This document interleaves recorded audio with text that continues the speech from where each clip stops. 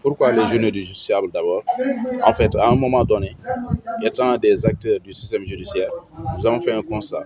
C'est comment rendre beaucoup plus attractif le service public de la justice.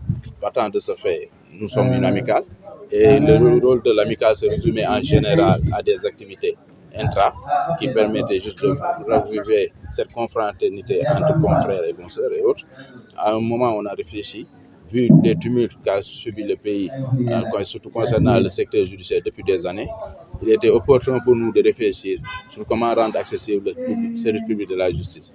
De ce fait, comme le système judiciaire sénégalais est composé de trois parties, à savoir les acteurs judiciaires, les auxiliaires de justice, qui sont des partenaires où il y a une collaboration directe entre les acteurs et les auxiliaires, mais la frange la plus importante qui est la population, et pour qui la justice est rendue, car on a la justice pour le peuple, il fallait trouver cette alternative afin d'aller voir les justiciables, c'est-à-dire les usagers, pour discuter avec eux, d'où on a pu organiser aujourd'hui à Ziguinchor notre 4e journée pour les journées du justiciable. Mais pourquoi Ziguinchor? Pourquoi cette thématique qui porte sur l'état civil et sur la nationalité? Il est partant d'un constant parce que sur le plan institutionnel, au niveau du ministère, nous avons tout ce qu'on a comme données statistiques qui nous proviennent des cours et tribunaux. Après une étude sur les données statistiques qui nous sont parvenues des différents cours et tribunaux du Sénégal, il a été d'une grande opportunité de voir pourquoi parler de l'état civil à Ziguinchor. Actuellement, ne serait-ce qu'au niveau du TI, de 3 départements, à savoir Bignona, Oussouye et Ziguinchor, on est à plus de 55 000 demandes concernant l'état civil.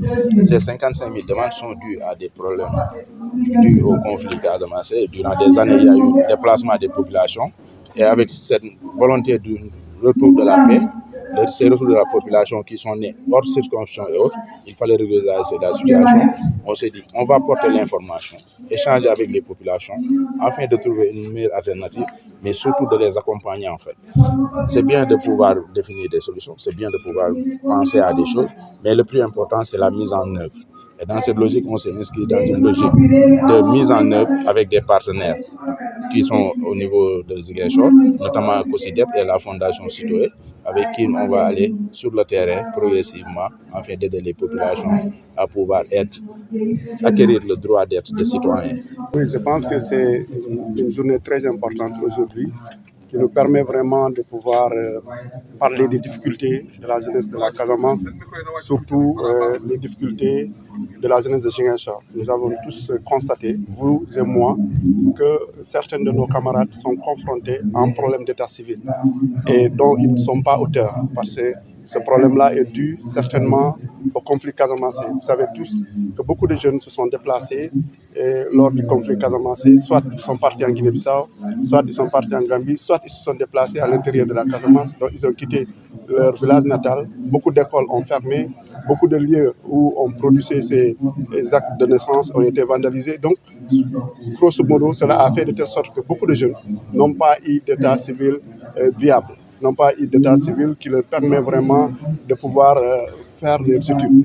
Et certains qui en ont procuré ont eu des états civils mal faits, qui ne sont pas peut-être que de bons états civils parce qu'ils se sont rendus compte qu'après le bac, des fois, ils vont jusqu'en licence, jusqu'en master. Lorsqu'ils reviennent pour chercher un autre état, c'est en ce moment-là qu'ils se rendent compte que ce qu'ils avaient était du faux et que donc ils doivent perdre tout ou reprendre tout. Et cela a fait qu'on a laissé beaucoup de jeunes en rade, beaucoup de jeunes sont victimes, beaucoup de jeunes aujourd'hui ne peuvent pas en tout cas travailler ou bien voyager parce qu'ils n'ont pas d'état civil. D'abord, j'ai demandé à ce qu'on puisse au moins se permettre à ces jeunes-là de pouvoir acquérir de nouveaux états civils et de trouver un mécanisme au moins de leur permettre de conserver leur diplôme, de trouver un nouveau mécanisme de leur permettre en tout cas d'avoir des états civils. Donc je le disais tout à l'heure, qu'on puisse au moins créer une plateforme d'information, une plateforme où les jeunes peuvent s'inscrire, tous les jeunes qui ont des difficultés sur l'état civil peuvent s'inscrire pour qu'au moins leurs préoccupations soient prises en compte.